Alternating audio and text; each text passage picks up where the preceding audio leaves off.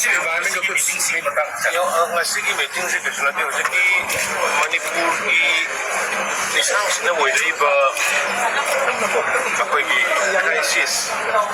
prasamaya da leiriba nungnangba prasamaya da leiriba pendaba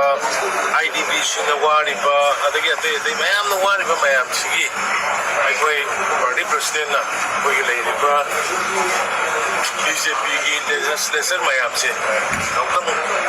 barang marta sudum loi pulli tu ngasi ma ada nahan Delhi da mayam udaru bagi leadership BJP na raja we gare udaru bagi pautan bang lambaga loi na koi chanu ma thamin na si ai company koi ayam loi na sure na bi bagi ya maru na manipur da uji leader situation puna shanti lakna na ba duga mayam na pami ba popular government to karam maina to kan to sigi hai ga duga makhra to dun kana most conducive environment like action si most likely bagi mo hai civil society में हम कौड़ी हमको थोम रिबनी I appreciate civil society amuko adagi okomi folks pulo ka punno na sumai to kono punno desa ni ko sa yam good beginning ama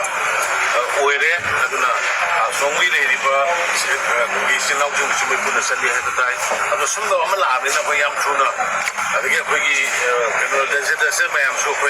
we are ready to form hai bagi signal me ko pire aduna atuma matamda ai santi halakani amadi problem is na BJP के बीच में conducive environment है कि नहीं